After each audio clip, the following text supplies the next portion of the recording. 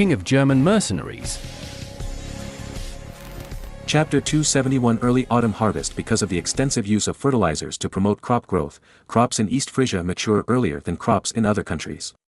Therefore, after September, the crops in East Frisia began to mature and could be harvested.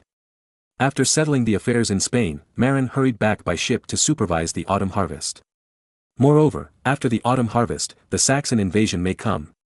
According to the news from Kohler, the Saxons have not made any military moves at present, but have been spreading the word that Marin's position is not legitimate. It can be seen that the Duke of Saxony is indeed planning to take action after the autumn harvest, as Marin inferred. This is also normal. Marin's main force is mercenaries, so they can naturally go out during the autumn harvest. Because those mercenaries are not burdened by land. But the Saxon army was different. They were feudal armies. Many officers in the Saxon army were feudal knights.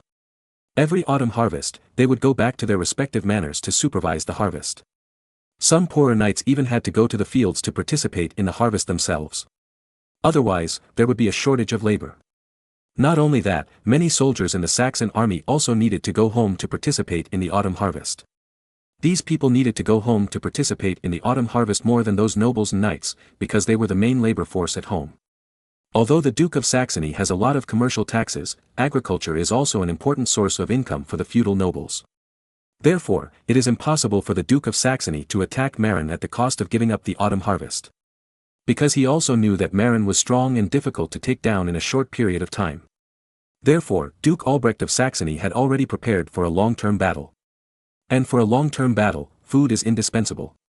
Therefore, this made it even more difficult for the Duke of Saxony to send troops before the autumn harvest. Only after obtaining enough food in the autumn harvest, can he have the capital to fight a protracted siege war with Marin.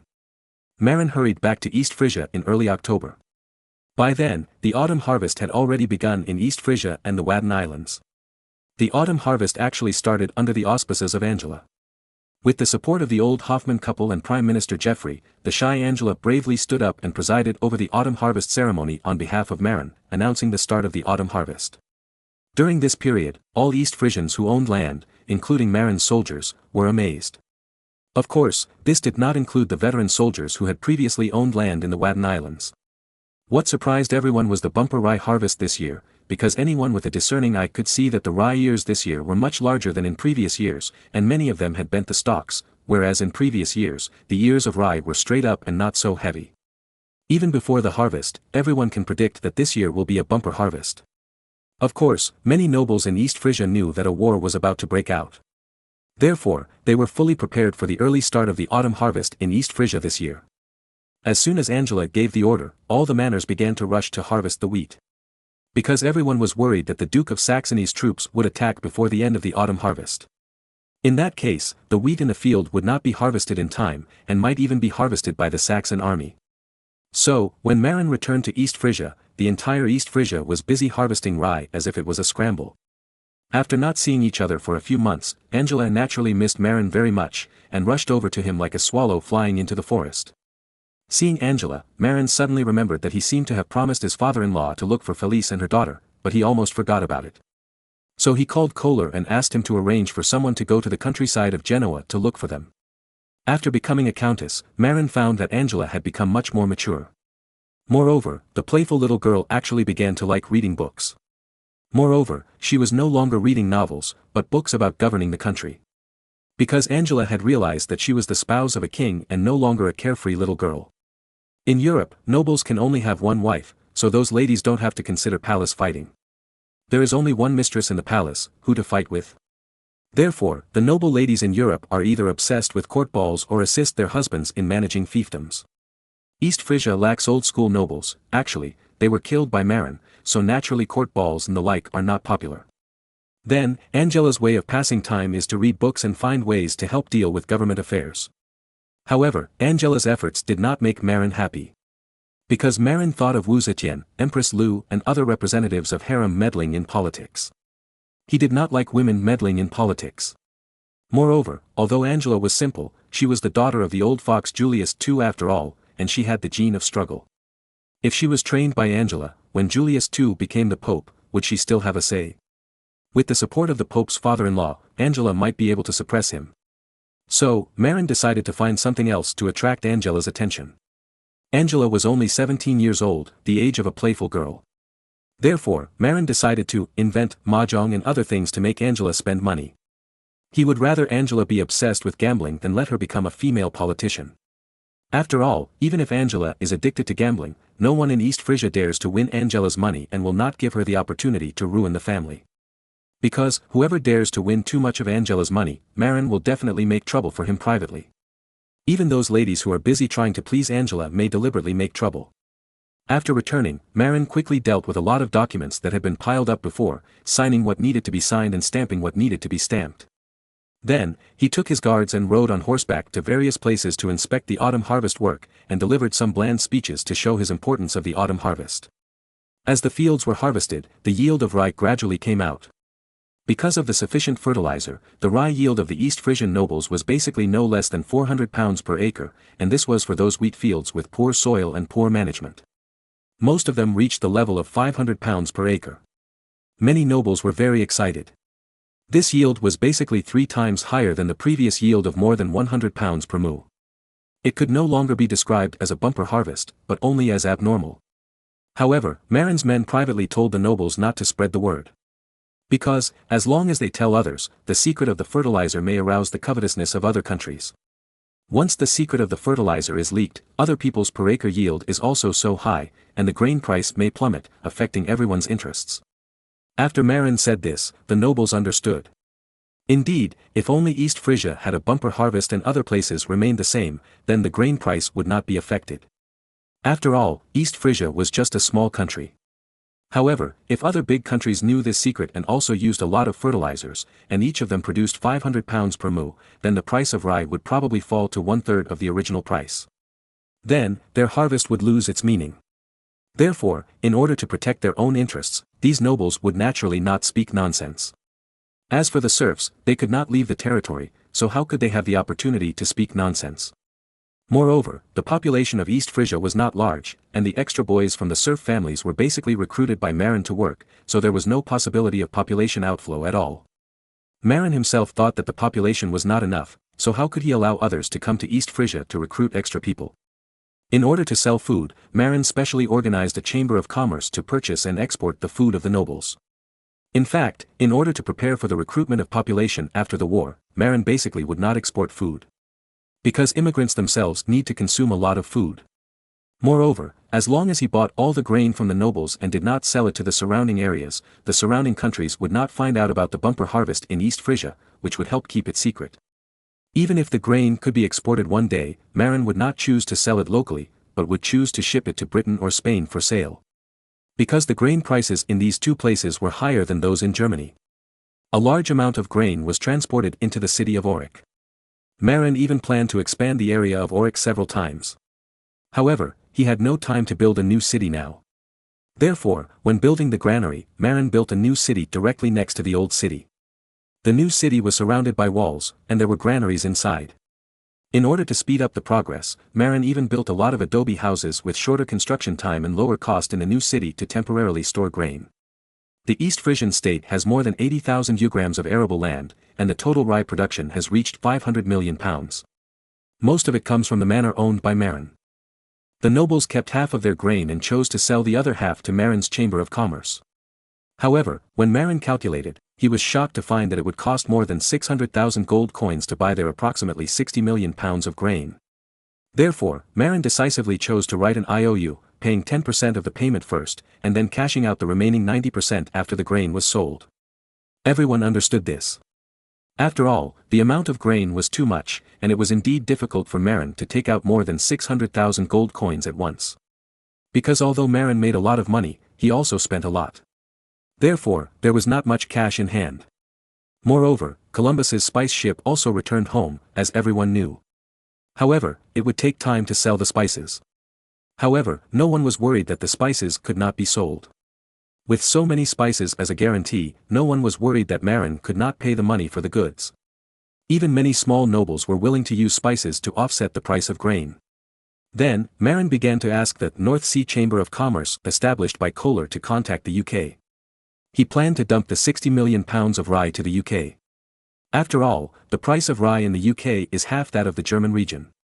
After Marin sold the purchased rye to the UK, he could not only pay off the remaining payment, but also make a lot of money. Chapter 272, The Duke of Saxony's Trick. Although he could not attack East Frisia immediately because he had to give a large number of soldiers a holiday to go home for the autumn harvest, Duke Albrecht of Saxony still planned to do something to build momentum for the attack on East Frisia. More importantly, he wanted to find an excuse to take action. Therefore, the Duke of Saxony dispatched a large number of people to widely publicize the argument that Marin seized power by force and was a tyrant in his own territory, the electorate of Saxony, other noble territories of the Saxon family, and the princes who were friendly with the Saxon family. At the same time, the Duke of Saxony secretly sent people to search for the remnants of the Sexna family. However, Marin was too ruthless at the time. He directly wiped out the Sexna family and killed a large number of Sexna family followers. This made it difficult for the Duke of Saxony to find a spokesperson. The so-called spokesperson is an important figure of the previous dynasty that was overthrown, preferably with family blood of the previous monarch. Such a person may not have much ability himself. However, as long as he is there, he can give the Duke of Saxony an excuse to help him. After all, the Duke of Saxony is also an old nobleman, and he must follow the rules. After searching for several months, Saxony finally found a suitable spokesperson. This person is called Kanu, and he can be considered a member of the Sexna family. However, Kanu's father, Jace, was only the illegitimate son of the first Earl of East Frisia, Ulrich I, and did not have any inheritance rights. However, Ulrich I's heir, Jace's elder brother, Noi, generously handled the legal procedures for Jace to join the Sexna family, allowing him to use the surname of the Sexna family and belong to a side branch. Of course, because they are a side branch, they are not qualified to inherit the position of Earl. Therefore, Jace was only arranged in the small town of Norden, the dragon's birthplace of the Sexna family, to be a minor official in charge of collecting salted fish taxes from fishermen. After Jace's death, Kanu inherited this minor official position of collecting salted fish taxes for the Earl. When Marin's army swept through Auric and Lair, Kanu got the news from a traveling merchant while marching to Norden by the North Sea. So he packed up his property overnight and fled Norden without notifying the members of the Sexna family in the city.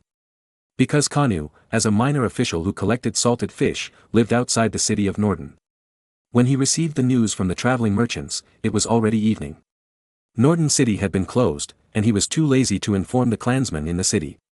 Instead, he took his property and used his official status to force a fisherman to send him out to sea on a fishing boat, to England across the sea. In this way, Kanu became the only surviving male of the Sexna family with the Sexna surname. Later, when Kanu heard that the Duke of Saxony was looking for members of the Sexna family, Kanu had just spent all his money in England and was in dire straits. So he found a trading post set up by Saxon Hanseatic merchants in London, stated his identity, and took out documents proving his identity. The Saxon merchant was delighted and immediately sent Kanu to Groningen. Then, Albrecht, Duke of Saxony, began to use Kanu as his trump card and began to promote Kanu's legitimacy. In fact, Kanu was just an illegitimate child and was not in the line of succession of the Sexna family. The descendants of the women of the Sexna family who married abroad were more qualified to inherit than Kanu. However, the Duke of Saxony didn't care about that. He just coveted the territory of the East Frisian state, and he didn't really want to help the Sexna family restore their country. Therefore, when the Duke of Saxony boasted that Kanu was the heir of the Sexna family, he was forced to secretly sign a document that had not yet been made public. In the document, Kanu first asked the Duke of Saxony to help him restore his country. Then, in the second half of the document, Kanu said that he was willing to sell the county of East Frisia to the Duke of Saxony for 10,000 gold coins. Kanu was so poor that he could barely afford to eat, so he naturally let the Duke of Saxony do what he wanted. Moreover, he would get 10,000 gold coins after the success, which was enough for him to live a carefree life. Moreover, from a legal point of view, he had no qualifications to be a count, and he had never thought about such a thing. He went to the Duke of Saxony this time just because he was almost starving. So, he signed the document very readily and agreed to cooperate with the Duke of Saxony in the early stage of publicity. After Marin got the news, he checked the old data and found that Kanu was just the son of an illegitimate child of the Sexna family. So Marin sent someone to spread the news and showed evidence that Kanu was just an illegitimate child. At the beginning, all the male descendants of the Sexna family who had the succession sequence were killed by him. However, the Duke of Saxony was determined to take over East Frisia, so he accused Marin of producing forged evidence, and Kanu was an official member of the Sexna family. Anyway, no one knows much about the affairs of the small country of East Frisia. Moreover, Kanu did produce proof of his family membership. That proof was that Jess's elder brother, Noi, took care of him and formally accepted him into the family as a branch. However, the document did not specifically state that Jess was an illegitimate child, but gave him the identity of a branch child. Therefore, the Duke of Saxony insisted that Kanu's father, Jess, was not the illegitimate son of Ulrich I, but the son of a cousin of Ulrich I, and belonged to the line of succession. And the evidence that Marin produced to prove that Jess was an illegitimate child, the Duke of Saxony insisted that it was forged by Marin. At the same time, the Saxon nobles spoke out in unison, all of them determined that the evidence produced by Marin was forged. In the end, Marin was too lazy to defend himself. Anyway, no matter what he said, the Duke of Saxony and his allies would not admit it. They were determined. So, Marin simply began to integrate the army and actively prepare for war. During his time in Spain, the 5,000 newly recruited soldiers, under the training of the officers, were already quite good. At least, they were very disciplined. Moreover, this time on the battlefield, the 5,000 veterans were at the front, and the 5,000 new soldiers were just the reserve. Therefore, there was no possibility of the new soldiers being attacked and collapsing. This kind of thing would only happen when the new soldiers were at the front. What surprised Marin was that the 800 Blackshirt Knights trained by Steindorf were also very good at musketry. At least, they were effective when used to shoot at dense formations. Of course, the price they paid was that the Blackshirt Knights consumed a lot of gunpowder and lead bullets. Fortunately, Columbus brought back 30 tons of saltpeter, and after purchasing enough sulfur and charcoal, Marin ordered his men to process 40 tons of gunpowder, which was definitely enough. Even during the autumn harvest, Marin made the musketeers practice shooting. In order to make the musketeers adapt to the tense atmosphere on the battlefield and avoid the bizarre incident during the Civil War when the American musketeers stuffed more than 20 lead bullets into the barrels but no gunpowder, Marin found a team of soldiers to throw mud balls at the musketeers to interfere with their shooting. The mud balls will not really hurt these musketeers, but they can simulate to a certain extent the scenes where musketeers are attacked and disturbed on the battlefield. A qualified musketeer does not mean that you are good at training. You must also be able to avoid mistakes on the battlefield due to tension and interference from the enemy. Among them, the most fatal mistake is to forget to load gunpowder and stuff the lead bullet into the barrel. If this happens, it is very troublesome to deal with. Because after the lead bullet is pressed to the bottom, it is difficult to take it out. And if you don't take it out, you can't continue shooting. Because the lead bullet will block the fire hole, and even if you pour gunpowder in, it can't be ignited by the fire hole. Therefore, Marin asked some soldiers to interfere with the musketeers by throwing mud balls, in order to test whether they would make mistakes when faced with troubles and threats. Sure enough, many musketeers made mistakes in the rush of the test. Some musketeers, out of nervousness, really forgot to load the gunpowder and pushed the lead bullet into the barrel. Fortunately, this was just an adaptation training. After many drills, the situation has improved a lot. However, after each training, many musketeers were hit by mud balls and had their noses and faces swollen. Although the mud balls were not fatal, it was still very painful when they were hit in the face. At first, the musketeers cried out in surprise when they were hit by the mud balls.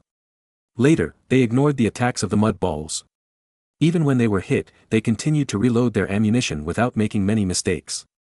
In addition, the newly formed artillery unit also began a large number of shooting training after having enough gunpowder. 50 front-loading bronze 3-pound cannons have been cast. The speed of iron mold casting cannons is not to be underestimated.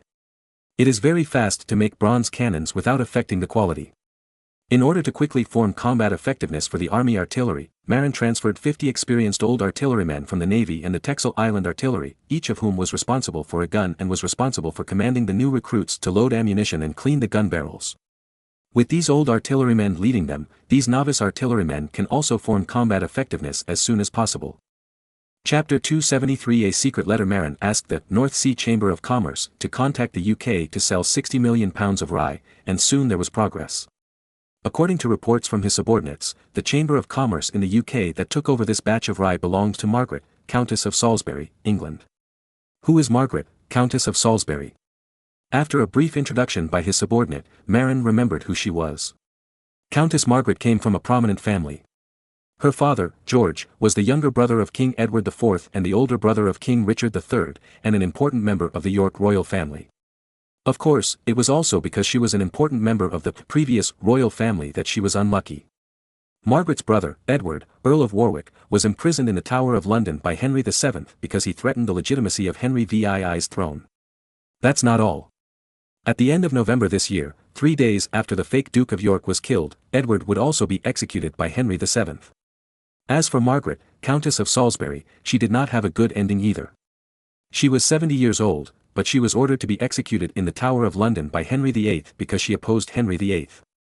Because of her strong resistance, Margaret, Countess of Salisbury, was the only one among those executed in the Tower of London who did not bow her head to confess her guilt or beheaded. Instead, she stood up and ran away. She was chased and hacked to death by the executioner, and her blood was spilled all over the floor. Later, this countess also became a famous wronged ghost in the Tower of London, leaving behind many haunted legends. Marin felt very sorry for the unfortunate brother and sister, who were killed one after another without making any mistakes. It was just that they were born into the wrong family and became the thorn in the eyes of Henry and his son. Of course, Marin actually had other plans in mind. According to Marin's historical knowledge from his previous life, it was only after the death of, that Henry VII's throne was truly stabilized. Then, Britain entered a period of rapid development. By the time of Henry VIII, Britain had begun to build a strong navy. By the time of Elizabeth I, the daughter of Henry VIII, reigned, Britain had become a naval power. This is exactly what Marin did not want to see. Because if the British Navy becomes strong, it will have a great impact on Marin's great voyages. As long as the British Navy becomes strong and blocks the English Channel at will, it will become difficult for Marin to contact the colonies. The later sea coachman Holland was destroyed by the British in this way. Therefore, the strength of Britain is more terrifying than the strength of France. Although the French were powerful, they had always been committed to the struggle for hegemony in Europe, always focusing on the fragmented Italy. The Italian War was still several decades away, and the French had other things to do, so they had no time to sail. Therefore, the French were unlikely to engage in great voyages, and they did not have that tradition. But the British are different. Britain itself is an island country with a strong foundation for great navigation. As long as the country is stable and enough money is saved, warships and cannons can be built. And there are plenty of sailors in Britain. Therefore, Britain was able to compete with the Spanish later and eventually gain the upper hand. In France, it is not that they have not tried the great navigation. However, within France, the European landowners have always been very powerful, and there are almost no sailors. Therefore, when the French tried the great navigation, they were suppressed at home. On the contrary, Britain had a small land area, and the landowners were not strong. Many nobles also supported the great navigation, so it was easy for them to develop into a strong maritime nation. Marin felt deeply threatened by Britain, so he naturally did not want Britain to settle down. If Britain settled down, it would not take many years for it to develop into a powerful maritime nation if it wanted to. Therefore, Marin decided to find a way to help rescue Edward, Earl of Warwick. As long as Edward was alive, even if he did not rebel, it would be enough to make Henry VII and Henry VIII nervous. And the Tudor opposition in Britain would have a backbone and would not stop their small actions. However, it was already October, and Edward would be executed at the end of next month. Therefore, Marin felt that a good solution was needed, and the cooperation of Margaret, Countess of Salisbury was needed. Of course, Margaret was definitely willing to cooperate. The reason why she opposed Henry and his son in the second half of her life was because her brother was wrongly killed. However, according to reports from his subordinates, Henry VII married Margaret to his general Sir Richard Pole. In fact, Henry VII made such an arrangement not only to elevate the status of his descendants, the title of Earl of Salisbury would definitely be inherited by his descendants, but also to let Richard Pole monitor Margaret's movements. Therefore, to do this, Countess Margaret had to keep it a secret from her husband. To this end, Marin asked Kohler to secretly recruit a group of extraordinary people to help Countess Margaret complete this task. These people were selected from the Frisian region, and they spoke Frisian and English, which was convenient for Countess Margaret to command and mobilize. Of course, this matter would offend Henry VII to death. For this reason, Marin demanded that the background of East Frisia must not be exposed. In fact, these strange people were all selected from West Frisia. Moreover, Marin did not think that forcible prison break was a good option. The Tower of London is one of the current royal palaces in the UK, and it is heavily guarded. Imagine sending people to forcibly break the prison like in the TV series, unless you send all the heroes who can fly. Therefore, if you want to get Edward, Earl of Warwick out, you can only use your wits. For this, Marin thought for a long time and finally came up with a solution. This method is to use the prison visit to replace the original owner with a scapegoat who looks similar. However, this method has three necessary conditions. The first is that there is an opportunity to bring a scapegoat into the prison to visit the prison, which is the primary condition. The second is that the scapegoat must look like the real owner, and the third is that the scapegoat must be willing to die and cannot betray the real owner. These three conditions are all very difficult to achieve. Of course, if all of them are achieved, it will not be difficult to replace the real owner. As for the first condition, Marin thought about it and felt that it was not difficult. Because there is a force in London that can easily do it. If Margaret wanted to visit the prison, it would be difficult for Henry VII to allow her. Even if he allowed her, he would send someone to monitor her. However, if someone else visited the prison, Henry VII would not be so nervous. For example, if someone from the church visited the prison. Of course, the priests of the church do not visit the prisoners, but redeem the criminals. Moreover, Britain is still a Catholic country, and the church is still under the leadership of the Pope. Even Henry VII had to respect the church. Otherwise, with his current unstable position, he would become an illegal tyrant at the Pope's call. Even if he could not overthrow him, he would be in trouble from then on. Therefore, the priests in London were able to persuade Henry VII to go into the Tower of London and read the Bible to the criminals to redeem their souls. Moreover, the priests usually wore loose robes and some wore hoods. The soldiers did not dare to ask them to take off their hoods. As long as Margaret bribed a greedy priest, let the scapegoat as his follower, and enter the Tower of London together. Then replace Edward, the matter would be done. In this day and age, many priests are greedy. As long as they are willing to pay, these things are nothing. Moreover, Europeans of this era have never thought of the matter of dying as a substitute, and there is no similar defense mechanism. As for the second and third conditions, it was naturally left to Countess Margaret to take care of them. Only her sister knew what Earl Edward looked like. She was the most suitable person to find a replacement. Marin wrote these suggestions in a secret letter and asked his men to take it to Countess Margaret, and also sent those extraordinary people to her. Because Countess Margaret was under surveillance by her husband, if she used her family, the secrets might be leaked. Marin even planned to directly subsidize Countess Margaret and let her spend money to bribe the church people. Because if she used a large amount of money at home, it would definitely arouse her husband's vigilance. As for the funding method, it is actually very simple. Marin provides food, and Countess Margaret should pay for it. Marin can refuse the payment and let the Countess use it to rescue her brother. Of course, even though he had someone bring the secret letter, Marin would never reveal his identity, because if he was exposed, he would become a mortal enemy with Henry VII, and he might even be attacked by the British. Fortunately, even the people of the North Sea Chamber of Commerce were not quite aware that Marin was their boss. Because the North Sea Chamber of Commerce was established by Kohler's own men. If it were placed in the future, such a relationship, although tortuous, would still be easy to find out. However, in the 15th century when information exchange was not smooth, it was too difficult to find out. You know, in this era, each country did not have professional spies, nor professional detectives. It was really difficult to find out something. After sending this secret letter to England, Marin continued his preparations for war. However, Marin still hoped that Countess Margaret would succeed. Because, as long as Edward, the legitimate male heir of the House of York, was still alive and escaped, France and Scotland would automatically support him against Henry VII without Marin's intervention. After all, France and Scotland have been in love and hate with England for many years. Chapter 274, Come and Fight. The Duke of Saxony's campaign continued, while Marin was training the army and instilling in his soldiers the New Year's message of, "We will win." A lie told 1,000 times becomes the truth. Of course, Marin was very confident in fighting the Saxons. Therefore, it was not a lie to repeatedly instill in the soldiers the message, "We will win," in the new year. After Marin sent officers to emphasize, "We will win," dozens of times every day, most soldiers believed that they could definitely defeat the Saxons. Even the officer in charge of propaganda believed it himself after emphasizing it every day. Marin's army has a total of 8 phalanxes, 4 of which are veterans. Marin customized 3/4 breastplates and iron helmets with movable masks for the first 3 rows of veterans. In this way, when the front row and the enemy hurt each other, they could also ensure a high enough survival rate. As for the soldiers at the back, Marin did not customize armor. First, it was a cost issue, and second, it was not necessary. After all, the possibility of the soldiers in the back row being hit was much smaller than that in the front row. Moreover, the first 3 rows wore breastplates and helmets to reassure the soldiers. Sometimes, wearing armor may not guarantee that you will not die. However, the self-confidence is completely different when wearing armor and not wearing armor.